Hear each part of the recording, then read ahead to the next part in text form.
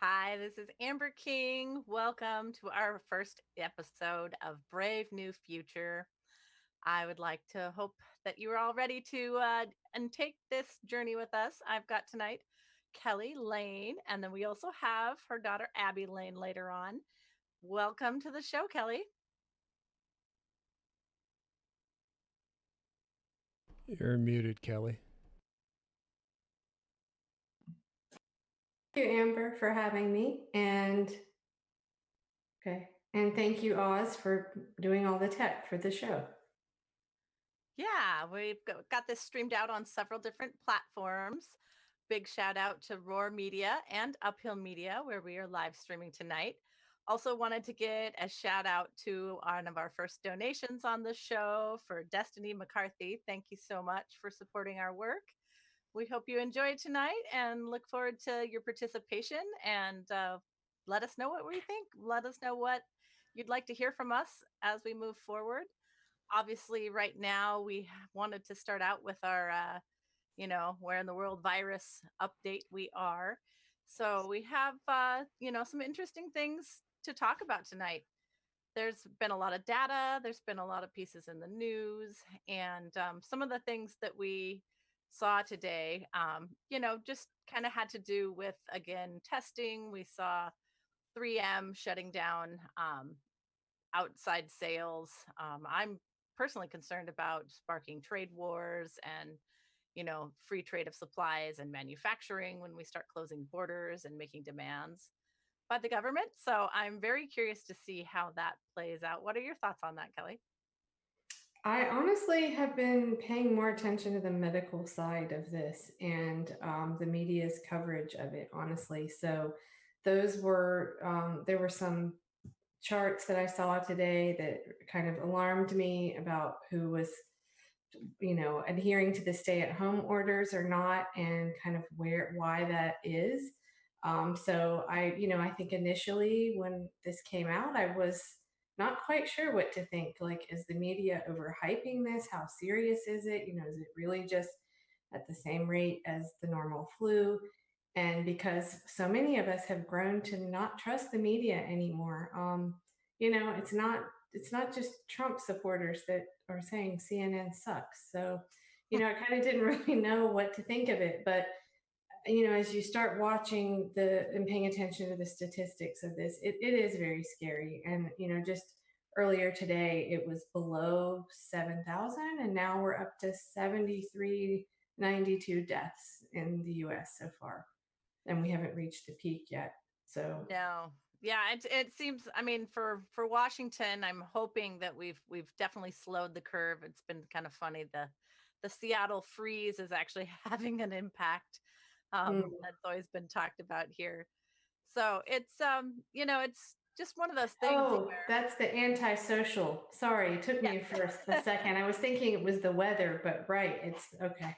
Gotcha. people blame it on the weather, but no, it's usually just a tad bit of anti-socialism. And I think part of that is more because we tend to be more tech oriented in this area, and Mhm. so we don't tend to hold on to events very well or show up and participate at certain times, but we'll easily hop online and be programming or doing things like that. But it's Mhm. it's just one of those things. We got our orders that they are shutting down Washington until May 4th at this point, which I found creepily reopening everything on the 5th of May for Cinco de Mayo.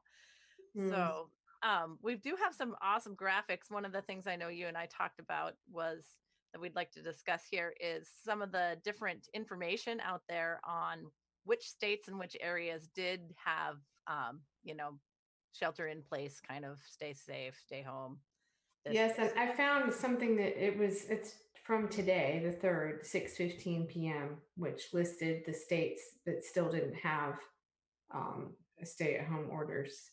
And So we can go over. that's on slide 4, Oz. I was just going to mention I'm sorry, say that. that we have a great graphic that we pulled up that shows all of those states Oh, right. But I mean more updated. So this Okay. first chart that I found was from March 27th, so a week ago. Right. And like, because I thought maybe it wasn't right because I'm in North Carolina and that isn't outlined there. But we went on stay-at-home orders on Monday, so that was what, the 30th. Mm. But we were talking earlier off camera about the southeast. My concern is the southeast here, and that maybe a lot of those states still didn't have those orders, but the list as it stands as a let's say 6 p.m. tonight was the ones that do not have stay-at-home orders are Arkansas, Iowa, Nebraska, North Dakota, South Dakota, South Carolina, Utah, and Wyoming. So for the Southeast, it's just South Carolina. Wow. So I'm thinking that my theory, or at least the correlation that this map shows, there might be something to it because of that. But we can get into that in a bit if you want. If you wanted to talk more about the business side of things and the borders. Yeah. It is curious because even just looking at, this list from last week, you see a heavy red line, kind of through that agricultural belt. One of the things I wanted to talk about tonight was how, how we keep our infrastructure going. But, when we see borders being closed, travel being limited, then I think, obviously we're going to see less disease. I know that we also have a little clip to play in a little bit, which part of the information that we had available on this was that how did we get this data? How are they knowing what people are doing? And that's because they're using cell phone data to track us. And that's if you don't have to have your location on, you don't have to have anything special. You can have your phone off in your pocket, in your purse, in your car, and it is tracking your location. And Mhm, so they are actively have been doing this for a long time, but now it's being used out in this pandemic situation, mhm, which to me is very important as far as what I'm seeing as a destruction of our civil liberties. But it's also showing our connectedness and our interpersonal relationships. It's showing our travel and our business travel, which really hasn't, I don't think, fully been analyzed that I'm aware of. Do you know of anything? I've just seen stuff about flights. It's kind of alarming how many flights are still going, even though there are 20 passengers on a plane. Um, so no, I haven't really paid that much attention to travel. Well, I would definitely say we have a very lovely clear skies here in the Pacific Northwest compared to our massive, you know, plane infrastructure that's usually test flights and Mhm. military and all forms in between, float planes. So it's kind of stark to have, one or two jets going by now. It's pretty Well, pretty I went out on a walk today, and just locally, I mean, I'm right by UNC, University of North Carolina campus, and I have to say there were a lot of people out. I mean, the traffic, the cars in the area, and people out walking their dogs and stuff. I mean, it was only maybe a slight difference from normal. Now, that being said, I mean, it was Friday, 4 o'clock, 4:30, but we do still have grocery stores and everything open. So it might have just been the timing, but I'm not seeing a like big difference in that. Just kind of strange. So So do you feel like your traffic patterns are still the same then? it seems like it, but it can't mean our malls have been closed. Retail things are 24-hour grocery stores are closing at 7 or 8. So you would think there would be less traffic, but maybe I was just out at a busy time today. But I mean, people were definitely keeping their distance and stuff. But yeah. Yeah, we definitely have less. I mean, our traffic's usually awful and it's gone down to almost nothing here in the Pacific Northwest in Seattle. But we've also seen, like I saw Zulily was pandering to work from home sweatpants today. So Oh boy. that was Yeah, we've my got to market something off of this, right? the stay home and Let's shop, see. if you can get Let's it. see how we capitalists can, capitalize on the virus situation. Yeah, it's Well, pretty amazing. do you want to dive into what I was sharing with you earlier about the map and my kind of theory Yeah, definitely. on that? And then So, we also have that video too that we can play.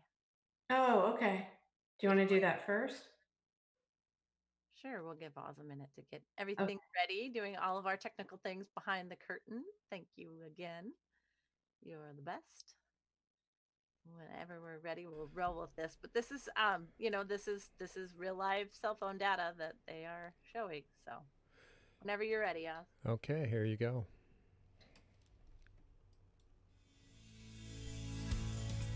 We wanted to see the true footprint social gatherings like spring break beach crowds could really have on our society in the face of a global pandemic.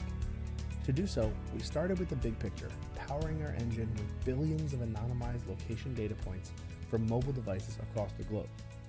Using tectonics, we can then zoom in on specific regions. Here, we focus specifically on just one beach in Fort Lauderdale during the month of March.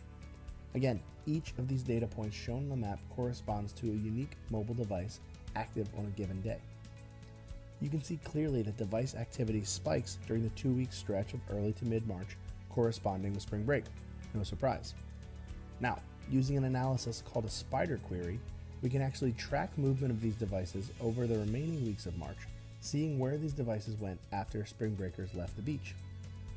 As we zoom further and further out, it becomes clear just how massive the potential impact just one single beach gathering can have in spreading this virus across our nation.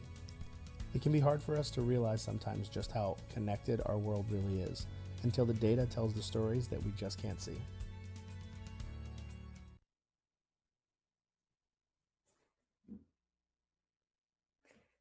So I think are we back on, Oz? Okay. So I think the scary thing is, I mean, yeah, this is useful information for us when we've got this global pandemic, but it's, just like 9/11, what's going to happen in the aftermath of this that the government may, use to surveil us more. And that's really what the scary part of this is, that this kind of a situation might be then used to further those efforts of mass surveillance. Yeah, I definitely feel like it is paramount to the new future that we're going to be facing. And so I've seen, just insane policies and things slipped into bills in DC. It's been kind of stark. And the, broader range of powers that not only like state and local governments are using in times of emergency, but Mhm. also you know, worldwide. I think it's really going to change our lives forever, it feels like at this point. And if you're very interested in this subject, I'm sure a lot of people that might be watching or you guys have already read this, but the Surveillance Valley by Yasha Levine. First heard of him through a podcast, but it's very interesting. Lots of information about how all of that started and how Silicon Valley is connected with our government and how all of that works. Kind of frightening. Yeah, actually, one of the data links and tools that I have right now goes to Google API that has been mining voter information in all 50 states. But so our revolution is going to be hosting a mutual aid town hall tomorrow night on UpHill Media. I hope you guys can watch that. We're going to go through a bunch of different things. But one of the really important pieces is personal protective equipment, which has been in the news on how, the healthcare workers are not getting the equipment support, obviously underfunding our healthcare system as a whole for so many years and our health in general. Not surprising to see high numbers since we have one of the worst health, you know, statistics in the world for a developed nation. But we spend plenty of money on it. So, there are tangible actions though that people can take. One of my friends wrote a great article. It was called, it's in MS Magazine, and there's a link in the rundown for you. But it was talking about kind of rebranding this like stay home, stay healthy. And that, because of the nature of this situation, people can't, people are going to lose their homes. People are unhealthy, and we're completely ignoring both of those two pieces. And I was hoping possibly we could start rebranding it into more of a stay connected and stay safe. We see not only, LGBTQ, racial discrimination in times of financial despair, and we are not seeing a lot of on the ground help for people. It's really bad. Today is the 3rd of April. We don't have a ton of clear leadership from the government as to who's going to see what. I don't know anybody with a claim for unemployment that's actually received a yes, you're good to go, or a dime yet. And people are trying to figure out how to pay their rent. Right. So, And people I've seen on multiple state sites, they can't even get to it because there's so much traffic. It's crashing the website. So it's crashing the websites. The employees are working from home to process them. It's a painful process, even in a perfect scenario, let alone, the millions of people that are now unemployed. But I've also seen employers, laying them off, or they're only on a suspended status. So then they're not eligible, or, for people who maybe were underemployed to begin with. And, they don't even qualify for unemployment. So they haven't really made this a scenario that actually helps working people. And so we see a lot of conversation about rent strike 2020. We see a lot of conversation about how to keep our workers safe and our immigrant communities safe during this time. We've still heard horrific bills about, medical bills coming out of this situation. So it's great to have free testing. A, if there's tests available. B, if there's a hospital bed when you're actually sick. And then also, it's great if there's actual aid to help working people. And now you've got low income, grocery store workers, and now they're, considered hazard, they're not getting hazard pay to work and bag your groceries and be exposed to all those people every day. It's really a shame. So I hope we can build stronger unions, stronger labor, stronger pieces to be able to rebuild the country in a different way. And I am seeing a lot of people being really creative in that, being able to, start gardens. I've got chickens coming. People are really kind of reprioritizing what it matters in life. So that's important. But it brings us to the state of things and where we're at, and where we're seeing leadership in the country and where we're not. And that's right. been a really telling tale, I would say, especially during the election year. Well, I guess so many more people are now using Zoom like we're doing and having meetings online and everything. Zoom would be a good topic to get into about what they've done recently and sending data and information to Facebook, even if you didn't have a Facebook account. I mean, I never assumed that anything I did on Zoom was actually private, but to learn that was kind of like, okay, they're really we can't trust any of it. Unless you're completely off the grid, just assume anything you do or say is not private, I would say.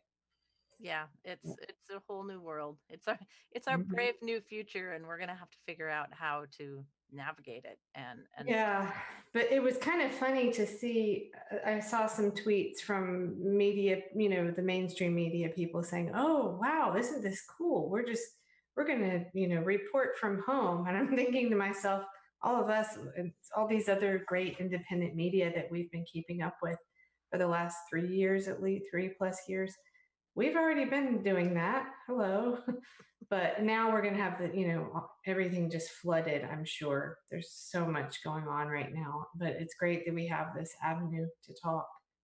But so do yeah, you want to go back to the map or yeah, I mean, if you want to talk about that, or we could go into some of the other rantings and ravings okay. of this week. Well, I guess I'll do I'll do that part first. So I don't know if anybody knows I'm a fierce independent. I have never voted Republican. My first vote was for Ralph Nader. My last one was for Jill Stein. Voted for Democrats in between. But I have a strong interest in trying to find ways to, bridge the gap between, I mean, what I do with candidates with a contract, which is mainly Democrats, Greens, and a couple independents. But really what I try to do is stay on the issues and not, on the personality. So I'm always kind of trying desperately to do that. And so one of the things I don't suffer from Trump derangement syndrome. I don't like him. I wouldn't vote for him, but I also feel like, I see so much of the, I don't even know, I don't want to call them left, corporate fake left. It's just nonstop Trump derangement syndrome. So, of course, I heard that he had called, the headlines were Trump calls the coronavirus a hoax. And I thought, well, what did he actually say? Because we've seen this so many times, and even Trump's very simple, not too eloquent words can be twisted around, right, to mean something different. So I looked it up, and basically, he said at a rally, and what was it, February 28th in South Carolina, he said that he compared the Democrats' criticism of his administration's response to the coronavirus outbreak to their efforts to impeach him, saying, "This is their new hoax." Well, obviously, that was very irresponsible and badly worded. Whether it was on purpose, who knows? But a lot of his supporters, I think, did. And you can see on the internet, on Twitter, there are people that think this is not real. They think it's a hoax, right?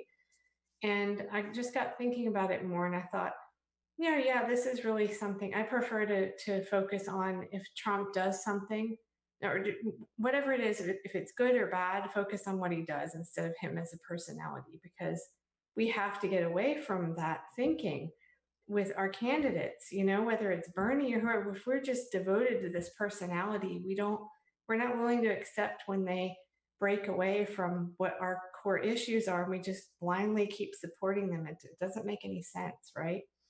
So anyway, I just thought, well, this is a great great thing that I can actually come down on him about, because I think it was really dangerous. And obviously, a lot of people didn't listen, and they think it is a hoax. That's how they took what he said, that the virus itself was a hoax. And when I saw this map today, I thought, oh, that's really scary, because the map shows, I don't know if we want to put it up again or not, Oz.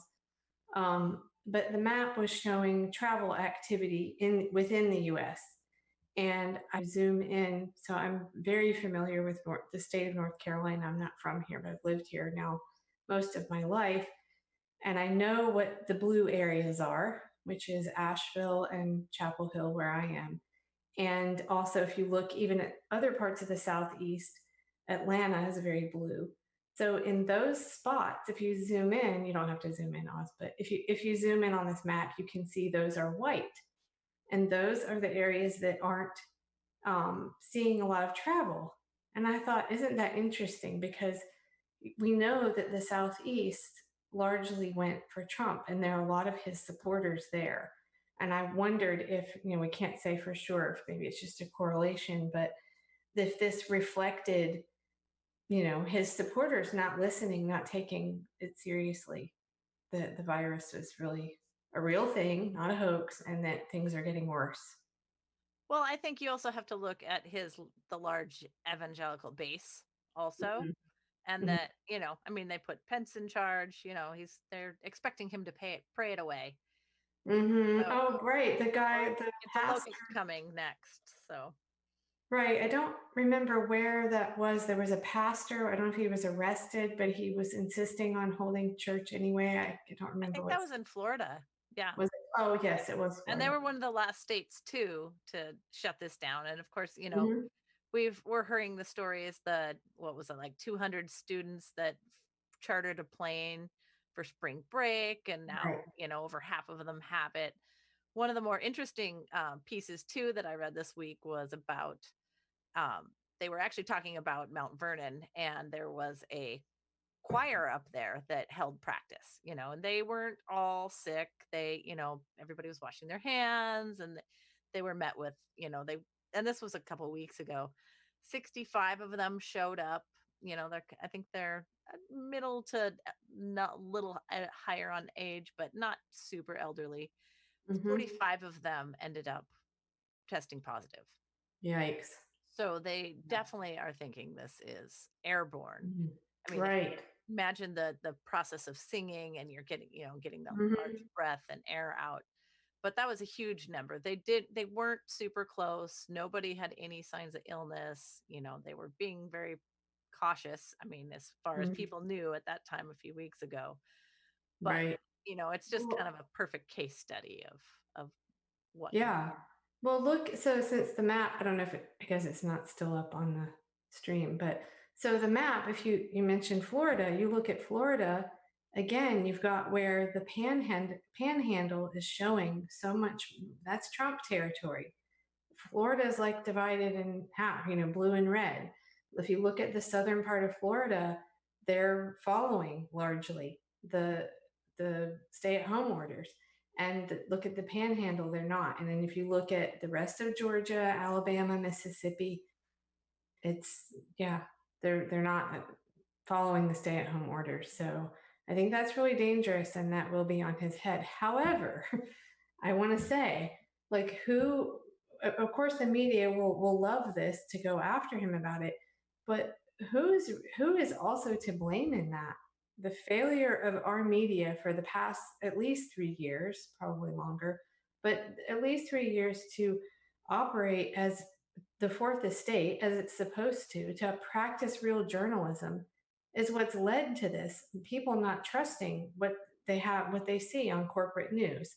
And of course, we know that there's really good independent journalism. Just because it's on YouTube doesn't mean it's bad. We have great reporting from people like Jordan Sheridan, Status Quo, Kyle Kalinske. We've got a huge list of very reputable people, but there's also a lot of crazy stuff, right? And I think it's a situation where some people don't know who to trust. And I think our corporate media is to blame for that also, because they failed and they decided to push their side and practice, just opinion instead of giving people the facts. So just my 2 cents, but I think they're responsible too. Yeah, definitely. I also bear huge responsibility on, the Bill Gateses of the world, who have been manipulating data and their privilege in so many places across the world, but especially here. If you look at any of the pandemic 201 exercises, and then all of the subsequent little meetings that they held for the last, they've been doing this for years and they spend a great deal of these meetings talking about how they're going to convince us to do the right thing or control us through the media. It's like, this is not talking about world health. This is talking about social media manipulation and how to control the narrative. And they're more concerned with that than they are having respirators, than having PPE, than having the funding so that people can get treatment and not come home with a $40,000 bill. And that's really the downfall of this entire system and why people are getting so upset about it. So I hope everybody, if you're interested in, checking out our show tomorrow night on mutual aid, learn the things that you can do, organizations that are trying to make a big difference in this situation. There's small things you can do from home for your neighborhood. There's large actions happening, which are international now. So we're on the front of all of it. It's going to be awesome. But I also, part of your comments also made me think about somebody else in our independent media world who, what I would call, had a meltdown this week, and people were reacting very differently to it. So I thought maybe a little preface, and then Oz has that ready to share out to us. My take on it, I totally understand where he's coming from. I have a few different opinions on, and I guess the preface is Jimmy Dore had a major meltdown. as a comedian, as a showman, he's also stuck at home quarantining. So I'm sure that plays into it. But, we're just seeing a lot of this stuff playing out. Our conventions are getting pushed back until August. We've got states waiting until the last friggin' moment to push forward their elections and then trying to figure out how to do them differently. So there's it's mind blowing, honestly, what they're trying to do without any clear plan or guidance. And we are in a time of crisis.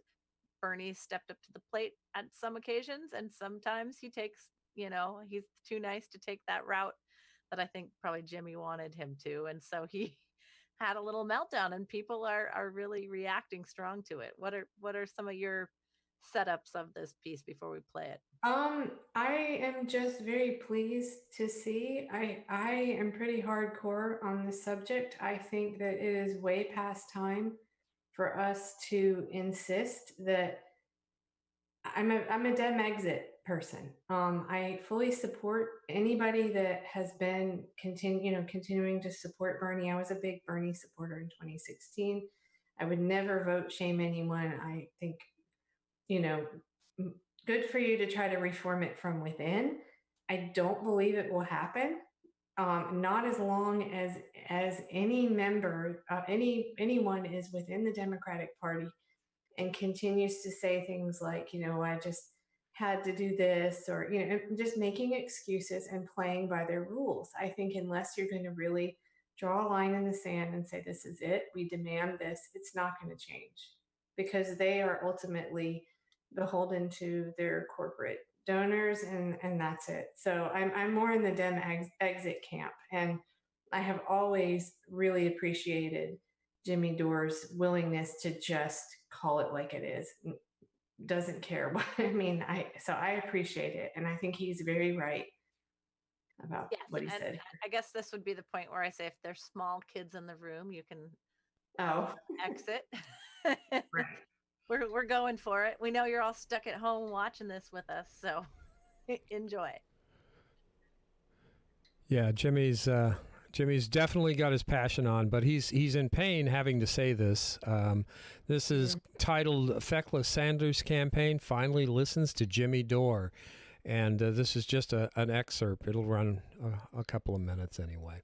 You'll get the idea. Exists. And I'm going to tell those fucking pussies to start putting pressure on their leaders instead of apologizing for them and doing real journalism. And I'm going to put pressure on Bernie Sanders from now until the fucking day I die.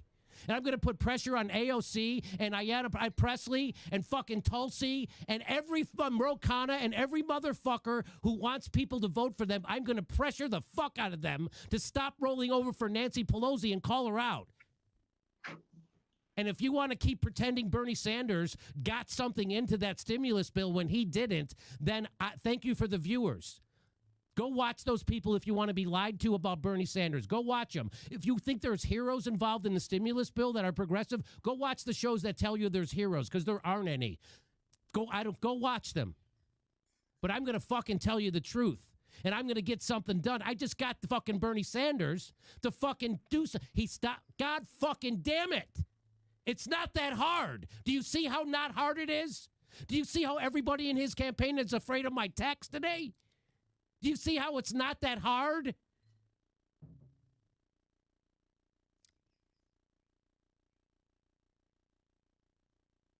Jimmy. So the progressive media is not supposed to be a fucking fan club for our elected officials. No kidding. The progressive media is supposed to lead them because we're supposed to lead, and they'll follow because they're weak. At best, they're feckless. At worst, they're venal. And that's why we have to make them fear us. And that's fucking Chris Hedges. You got to make them fear you, and I'm done fucking sucking up to Bernie Sanders. And that motherfucker better fear us, and he better stand up and vote against shit, And if he's more afraid of getting pissed on by the media, he better be more afraid of getting pissed on by his fucking followers. Because the fucking campaign's over, and the time to get shit done is now. Organize workers, organize a rent strike, organize a mortgage strike, and do it fucking now. And he's starting to come around on his fucking timeline, and if everybody else would do it, we would get it there faster. Because guess what they were doing up until today? Fucking nothing. They're giving me emails telling me all the shit they got in the bill. Shame on you. You should have been motivating people to get into action immediately after they pass this bill. Fucking shame on you, Bernie, for sending fucking emails to my house. That's a little dramatic. Where my family sleeps. Where my children play with their toys.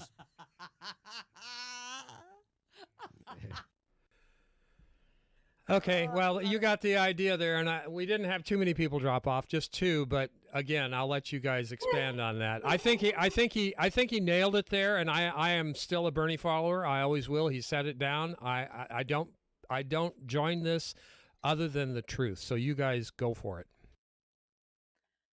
Go ahead, Amber. Yeah, I mean, I agree, you know, and that's the thing. Like the people, I am a Bernie-crat. I am organizing. I am still active in the party, but I am helping push rent strike. We did an amazing show a couple days ago with Shama Swant, my dear friend Saprit, and it was awesome. They have almost 1.8 million signatures onto the rentstrike2020.org right now. And I can't push it enough. We just have to have that understanding that you can't cancel people's mortgages or say the people who own houses are fine, but you renters, you're still going to get kicked out. You're still going to get higher fees. You're going to be in violation of the terms of your lease. So they're going to kick you out when your lease comes up for renewals or take you to court as soon as this is over. There's no relief for anybody. Nobody's getting any money to pay the rent that's due on the 5th, due a couple days ago. So it's really a big deal.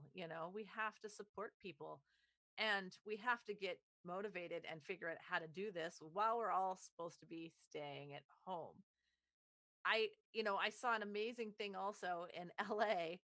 They were protesting to the mayor and drove around in cars honking. They went around City Hall. They went around and to his house with signs in the windows for hours honking.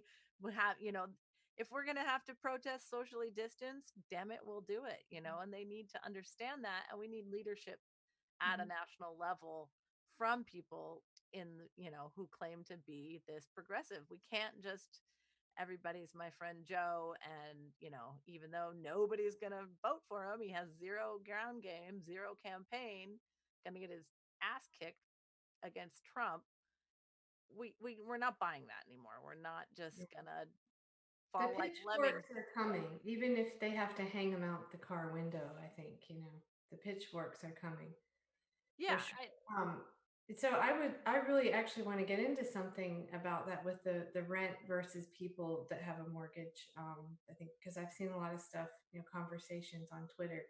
But do we want to address kind of what Jimmy was saying, and I guess it's kind of really the part of the argument is the Dem exit or stay in and reform it argument. I think my opinion is it's past time to at least be organized to have a third option.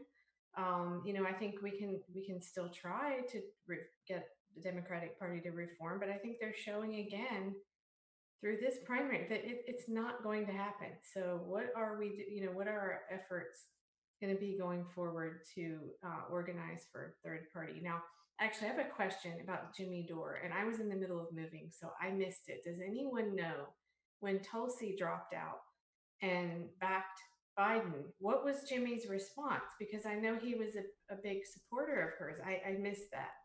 I'm assuming he didn't go off like this. Thank you, Oz. Yes, please fill me in. I'll just jump in real quick, and then Amber can take it from there.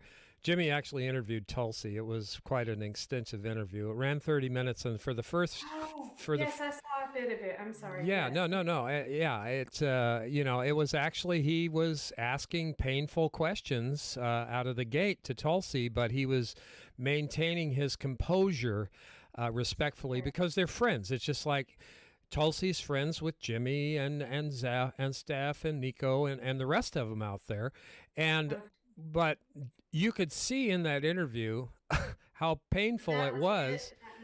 Yeah, just that one. I think I just saw a clip. Yeah, I recommend people go to that interview, but it was painful, some of the questions, because it's the antithesis of what Jimmy Dore usually has on his platform, i.e. tonight. And he let Tulsi have it in that little clip I showed, just along with Bernie and everybody else. So anyway, Amber, take it away. Well, I'm a fan of taking over the ship pirate style rather than starting to build from the timbers. So that's why most of us who've been doing this work for the last 5-6 years have been doing it from within the party and without. And I honestly think the reason we're here today is because we were doing so well, because they're afraid of the pitchforks, because they're afraid of our power and our voices. And we've all found our voices. And so with this situation we are today, we've had a lot of those things tried to be taken away from us, but we're still organized. And that's what they didn't expect after 2016, is that we're all vetted still. We don't have, you can't just slip people in on us. We're like a family, and that doesn't just go away. And that's kind of the thing with this now. It's not stay home and stay healthy. It's stay connected and stay safe. Keep your community growing. But as long as we keep playing by their rules under their tent, so I'm sorry, Oz, I thought he did look kind of like, painful, like painfully, like not liking her answers. But he didn't have that kind of a reaction that we saw in this video now. But a year ago, I've been a Tulsi supporter. I've been a Bernie supporter. But to me, it's about the issues. It's not about the candidate anyway. So, but I constantly brought up the fact that Tulsi had signed the pledge, and the DNC pledge says that, basically above all else, that I will uphold the welfare and something success of the Democratic Party. And that is ultimately who I have pledged my allegiance to. So I thought all along that she would do what she did in supporting Joe Biden. And I saw online, there were a lot of people that were very upset by this, but surprised. And I think that she wasn't directly dishonest, but I feel like she led people to believe that she, by saying all these things, I'm anti, interventionist wars and all this stuff, but then to turn around and back Joe Biden, who clearly isn't. This is the game that we're playing. So whether it's Tulsi or Bernie, they're running in this party. They sign pledges to tell people, but they don't, announce it all the time, because why? They're raking in tons of money. And so time, no, because Tulsi and Bernie sucked all the air, all the money, all the energy out of the progressive movement and put it into the Democratic Party. And I quite frankly was disgusted every time I got an email. We're this close to, we need more money so Tulsi can be in the debates. Why are we playing their game? Why? We've got the independent media. We've got Jimmy Dore, Kyle Kulinski, Nico, Jordan Sheridan. We've got all of these great people. And if you combined a network and had a media like conglomerate that backed all of these candidates, we don't need them. Let them block us out. Let them black us out, and they can show empty podiums while we're actually doing the work. But as long as we keep putting all this money and time and energy into losing, that's what we're doing. And then what does that do in the end? Because so many people end up pissed off and apathetic that they walk away and they give up. And I think that's also by design. They want people to say it's pointless, we can't win, and that's it. So That's where I am on Well, it. yeah, writing on the wall, and really funny that you should mention that because we've had that idea for a long time about a federated news network. And Mhm. that is all of this independent news and media coming together in an unstoppable force. So that is absolutely happening. Shout out to our GoFundMe for the radio station. If anybody can donate, that is, we're definitely looking forward to getting that out there. And especially seeing everybody stuck at home, radio is even more important, I think, and different modes of communication. I know I was playing, with walkie-talkie radios with my 9-year-old the other day, just getting her used to that, kind of older communication. But it's absolutely by design. I just kind of go into it with a half glass full. There is organizations working at reform and demands on the inside of the party, and you'll definitely hear more about that in the next coming days. But there's also a huge third party push as well. And, we are disgusted with the process. We absolutely know it is a club, it is a private club. You're not Yep, going to it's get me through with in it. it. Yeah. But we've, Carlin says. even here in Washington state, we've been able to pass a really progressive platform. We just have no teeth in enforcing it because nobody who deals with the rules committees forces censure. And so that's Mhm. part of some of the demands that can start happening. We can make inroads, but it's like, honestly, how long are we going to, are we going to wait till the rivers flood and the locusts come and we're on fire Right. 100% before we actually have meaningful change? Like, we all know the importance of this. And I watched the Chris Hedges was on the Extinction Rebellion. The entire truth dig people are laid off right now. So I'm thinking there's a lot of you out there in media land, former reporters that are underemployed or unemployed right now. And I say we put the, boots to the ground. Let's get this federated media, Mhm. connections made and solid so that we can go forward and keep speaking the truth, whether, it's unpleasant and hard for some people to hear, like Jimmy Dore. But damn it, it's the truth. And that's what's being eroded, Right. along with our freedoms and privacy. Mhm. There's still vermin supreme in the race. So third party Oh option, yeah, that guy. yeah, Oh. f- free pony Well, for everybody. I even have concerns with the third party issue. It's like, well, how do we prevent a third party from just becoming another money making machine that is run from the top down, right? Mhm. So I don't know. I think it would be better if we could vote on the issues. But Well, or just, have a different voting system. I just think it's really naive for us to ever believe that we have a fair and just voting right, system, or that we haven't completely jumped in every single contentious race overseas for our own benefit. right, exactly. Anytime you're counting anything on a computer, Mhm. whether it's a paper ballot that you're electronically scanning, all of that data can be so easily manipulated. And Right, you see Biden win by just this tiny bit, it's so suspicious to me.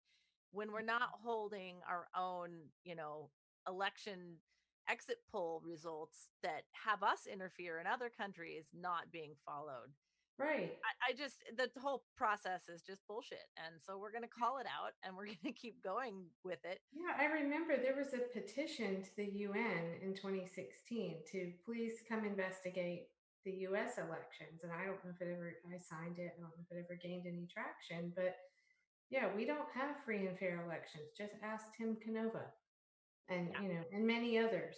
But he's the most vocal about it. As a matter of fact, now he's got a petition. I encourage anyone listening, please go to, I'm sure you follow Tim Canova on Twitter, but you'll find his petition to Trump to demand paper ballots. So, yeah, But that's the thing. please You sign have to, hand count those paper ballots. We have paper ballots in Washington, but they are scanned by a machine. it. Right. Yeah. Defeats the purpose, really, because the scanners are really where Most my understanding, a lot of the problem is the central tabulators is where they can do the most rigging. So, and that most of the, counties are running with Windows 8 still. right, because we don't have the money for that, right? No, it's another piece like our healthcare system where we've just limped along just enough. Right. And now the shit hits the fan and we don't know what to do with ourselves. So it's, Well, there are groups working on it, I guess is my point. We're working on the media, open invite. But I think for regarding the whole Dem exit or not, debate, I think there've got to be ways for people that are still trying to work kind of within and force them to reform to build that build it in such a way that if you don't get somewhere with it, that you have an exit strategy. Like by all means, like keep trying to do that, but that you shouldn't just dissolve and it fail because it doesn't work within the party. Well, and we still have wins. That's the thing. pdpq.org is who's working on some of those pieces. And it is very concerted effort. If we don't get changes and have this top down oligarchy from Perez and people in Perez's position, especially, it's just like, oh, pay to play. So you get on the rules committee and you get on the credentials committee. And these people have no experience. There's no legitimate way. They're not represented, they're not fairly represented across the country. There's so many problems. And so, they just get, okay, what do I do now? Because I really know nothing of parliamentary procedure or how this works, but they get fed a line of this is the agenda and here we'll pass it. So they think they're doing really good work. But it's not meaningful and it's not at all representative of everything. Oz. Can you explain on PDPQ? PR? Yes. Yeah, I just went PR. to. Did you say pdpq.org? I did. It's PDPR. My apologies. Oh, The okay. People for Democratic Party Reform. Ah, right. Gotcha. There's also lots of talk of third party. We are organized nationally, so it's not a one off. It's not. I know a lot of people like myself did go green, and it's not quite that either. But it's a big piece of it, and it's absolutely issues based. Until the money's out of politics, we're going to see this kind of corruption, and we're not going to have free and fair elections. Here's the problem I see with this, and I don't know if I dare open this can of worms. I mean, I've got my mostly Pacific Northwest audience probably right now, UpHill Media.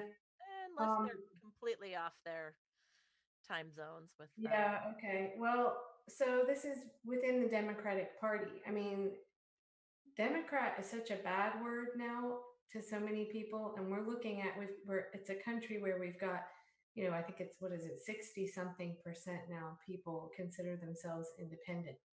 And I think this is part of the problem also about reforming the Democratic Party. I believe that what we need to do is capture the independent voters, the people that don't vote, for one thing, which is the largest group, right? And I'm going to say something that's going to be shocking to a lot of people maybe, but almost 25%, I think it's 24% of Trump voters are not diehard Republicans. They're not evangelical Christian. They were simply anti-establishment, elite. And so, Trump ran on this populist message, right? And I fear that we're going to lose a lot of people that we could have if there was an independent party that could pull, there were 12% of Bernie supporters that ended up voting for Trump. I have to argue that I don't think most of those people are just racist, misogynistic pigs. I think it was just an anybody but Hillary kind of vote. Absolutely. And now it's anybody but Biden. So I guess I'm hopeful that there's a way, a third, option that would kind of bridge that gap, because when you strip away the labels and you strip away the parties and you just sit down with people and talk to them about what they want, most American families, we want the same things. We want to be able to afford to live, have housing, healthcare, and all of that. And they're, the candidates with the contract that I work with, the main message is anti-corruption. And that's something, and getting money out of politics. And that's something that so many people on both sides agree. So the word progressive, you guys have heard me say this, is unfortunately poison now. And again, I understand the people that want to dig in their heels and say, I own this word. I'm going to, reclaim it, but it has been co-opted by the corporate Democrats to mean not progressive. And it has been Progressive. Right, progressive.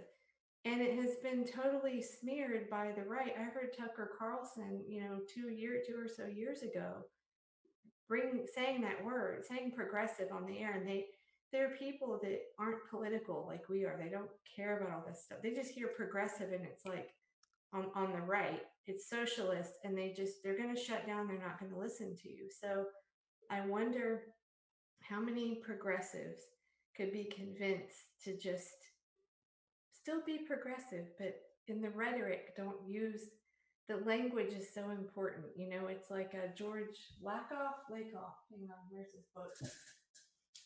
Yeah. Don't think of an elephant. And he talks a lot about how the Republicans really have a lock on language. And there were some recent articles that he wrote, more recent, about why, how Trump, commanded his audience. It was really juvenile, but saying mini Mike and all this stuff. I mean, he has this. They have this way with language that we don't, and we've got to craft that in a way that's going to appeal to more people. But that's my spiel. Well, we saw that playing out with the Obama Biden campaigns. They were out there parroting each other. It was absolutely creepy as I've ever seen.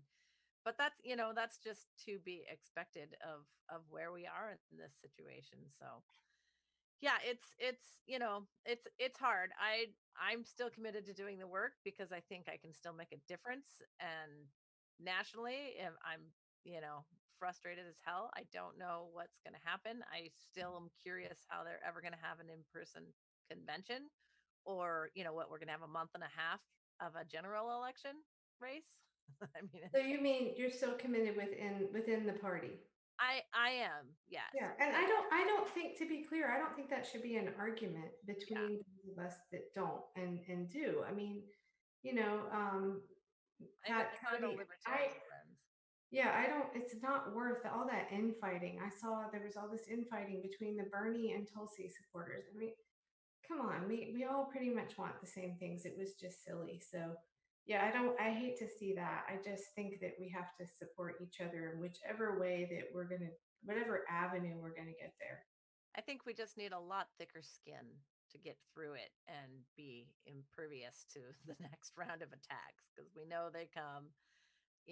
We've seen the co-opting, we've seen the strategic actions to shut people out, and changes at the executive level to really ramp down on things. So it's just a matter of time. But starting from the ground up, third party, even with an organization that's organized and collective, is still gonna have a really hard go at it. And that's the problem with being at a time now. Right. Though, no, that's true. I mean, I think we're looking at a much longer game. I mean, but okay, this 25% of people that supported Trump, where are they going to go after? I think Trump's going to win another term, but where are they going to go after that? Because that group is not Ted Cruz kind of Republicans or Mitt Romney Republicans. Those are people that were just fed up with the system. So where are they going to go? Well, they're still going to be fed up with the system. I mean, that's part of this is we've had 30, 40 years of apathy. That's the tagline in the show is, breaking the chains, breaking the apathy that has got us into this situation. And now we have to figure out how we move forward, in this new reality of heavy data surveillance and mining. And unfortunately, a lot of people are going to have to be really impacted before there's meaningful change. And I see that from this pandemic. I see that in the politics. It's going to really depend on our ability to stay connected, organized, and active throughout all these hardships. And, people not going back to work for a few months, it's going to get a lot harder. There's a lot less food on the shore, on the shelves. And we haven't really had that national conversation about what our food supply looks like, global security. Mm-hmm. And that's a frustrating one for me as somebody who comes from, a heavy food background, who's been fighting, this narrative that we're in this global food shortage, which has been totally wrong. But, exploiting workers at the same time, exploiting the education system, pushing, making us the most unhealthy people on the planet at the most expensive cost at our healthcare system. So we have some reckoning, I think, before people are ready to get up. But I honestly, politically wise, feel like we should have yellow vest in 2016. Mm-hmm, mm-hmm. Well, the apathy, I think, is definitely, I mean, the largest block of people are the non-voters. But if you could pull all the progressives and the real progressives, you pull all the real progressives and that 25-24% of people that voted for Trump that aren't racist, sexist people, but they're just anti-establishment, and you then pull together all of these non-voters, that's huge. That's really big. And yeah, there are a lot of obstacles to really forming a third party, but however it's done, those three groups, I think, could be a huge united force, united front. I agree. Well, thank you so much. We're actually now going to hop across the pond and talk to your daughter, Abby. Cool. Oz is ready, but I think this is a good start to the conversation for episode 1, and I can't wait to see how things develop and what kind of decisions we come to in the next couple of weeks as far as moving forward and what our reality looks like. Thank you, Amber and Oz. Thanks, Kelly. One. Joining us now, we have Ms. Abbey Lane. How are you doing today? Pretty good. Still quarantined under incompetent government, as I'm sure you are as well. Not much different across the ocean. Yes. Would you like to give a little introduction of yourself? Let people know who you are and where you are and what you're up to. Right, so I'm Abbey, as Amber said, and I am a political science and journalism student at the University of Strathclyde in Glasgow, Scotland. So kind of right now I'm at an epicenter between UK incompetence as well as the Scottish independence undercurrent behind everything that's happening in Scotland, what's different between there. So there's a lot of animosity between a lot of different groups.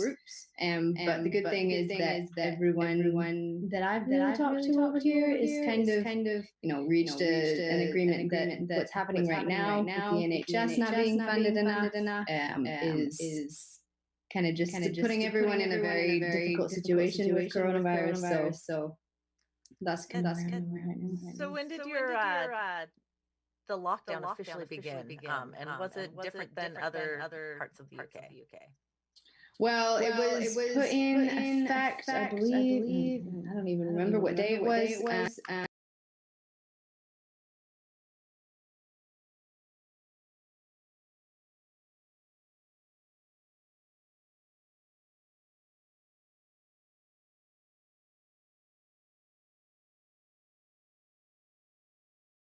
Looks like we got a little echo there. Oh, well. So I can do a little brief summary unless we can bring her back in. Yeah, let me see what I can do about that echo. Okay. Go ahead and give a summary. Sure. So a lot of the things we were talking about had to do with kind of the system in the UK. We know that Boris Johnson has tested positive, as well as one of his ministers, and they had him running out of like Downing Street the other day. It was a really kind of odd media moment. And they, in the same sense of Trump, really not taking it seriously. I definitely view Trump and Boris as little peas in a pod, and they were not, they think oh, it's just the flu, not a big deal. It's totally fine, and that just isn't the case. And so they've waited, at least a week or two longer before they shut down the quarantine stay in place orders, and so that's having an impact. And there's still a lot of young people over there that sound like they're not really taking it seriously, which is unfortunate. So I did read some information today too that they are recommending people wear masks out in public of any sort, any kind. There are definitely better ways to make them from home. Certain types of N95 fabric. People are getting super creative with your vacuum filters as well.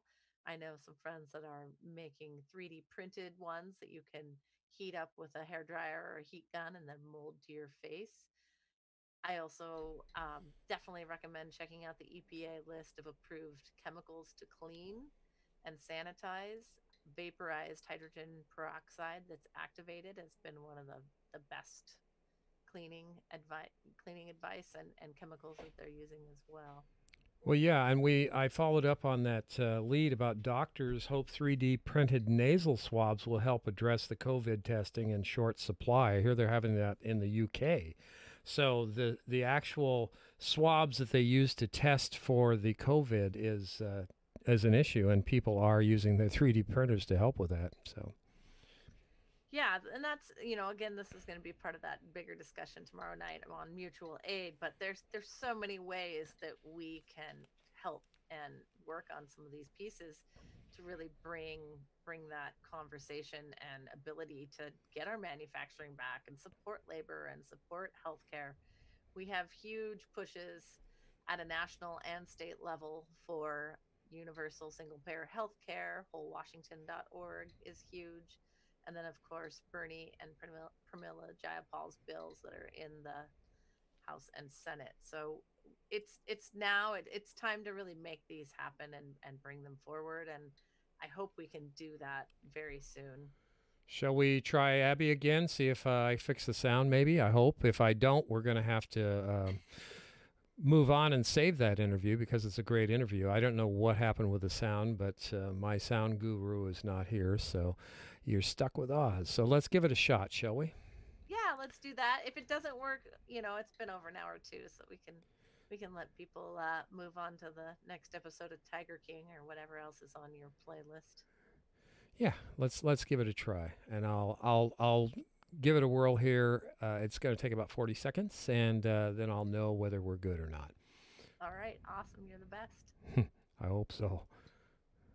I'm sure you are as well. Not much different across the ocean. Yes. Would you like to give a little introduction of yourself? Let people know who you are and where you are and what you're up to. Right, so I'm Abbey, Amber said, and I am a political science and journalism student at the University of Strathclyde in Glasgow, Scotland. So kind of right now I'm at an epicenter between UK incompetence as well as the Scottish independence undercurrent behind everything that's happening in Scotland, what's different there. So there's a lot of animosity between a lot of different groups. But the good thing is that everyone that I've really talked to over here is kind of, reached an agreement that what's happening right now with the NHS not being funded enough is kind of just putting everyone in a very difficult situation with coronavirus. So that's kind of where I'm at right now. So when did your the lockdown officially begin? And was it different than other parts of the UK? Well, it was put in effect, I believe. I don't even. No worries. Well, thank you again, everyone, for joining us on our inaugural episode of The Brave New Future. We do hope you tune in to some of our upcoming shows the rest of the weekend. I think you'll really find some connections and continuations of these conversations as we move forward. I know Abbey did want to talk a lot about a great book she's reading, which I think is really important. And also definitely check out Candidates with a Contract if you can. But there is some amazing work being done on organizing for many levels of workers' rights, healthcare workers, PPE, and access, and helping homelessness, immigrants. There's lots of ways that we can really get this rolling here. One of Abby's favorite books, as I mentioned, was The Age of Surveillance Capitalism, and it's by Shoshana. I'm going to mess up her name because it's really long. Zuboff. And she also has quite a few. She's a Harvard law professor, and she has quite a few videos also on YouTube. So definitely go check them out. There'll be a link in the rundown. Thank you all, and have a great night. I hope you can join us again in a couple weeks. Okay.